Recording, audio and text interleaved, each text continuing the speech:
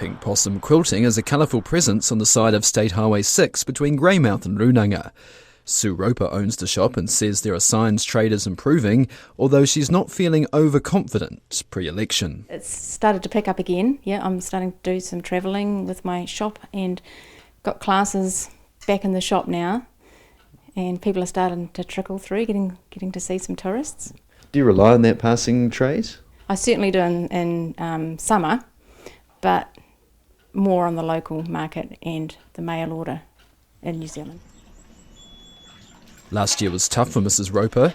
As well as the COVID slowdown, the shop was flooded when a nearby creek overflowed. So I had 1/2 metre of water through my shop, which meant that I was shut for about 4 months.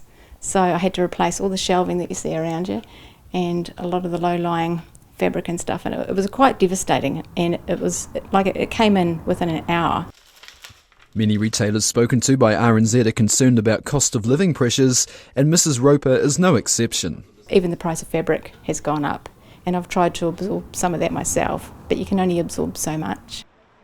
Subscriptions are down, and there's the ever-growing presence of online shopping.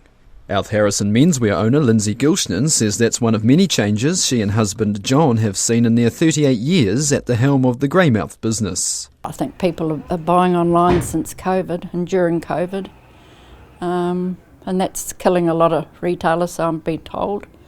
And how can a business like yours match that? Well, we can't. Yeah, we can't. Like any business, it's evolved down the years. The town was buzzing, way back then. But then, of course, the coal mines, all of they've gone, and they're trying to shut this down and that down. Yeah, but no, we used to be really busy. There was no Saturday trading way back then. A Friday night, sometimes we wouldn't close until 9 o'clock at night. Mrs. Gilshnan says business was looked after during the COVID years with the likes of bridging loans to get through. In Runanga, Mac's store and takeaways owner Gary McMillan says they're ticking along. We've got a lot of loyal customers, and we've got a lot of people that come through, whether they're looking at the travelling up to Coal Creek Falls or down to the local swimming pool or the miners' hall. We get a lot of visitors.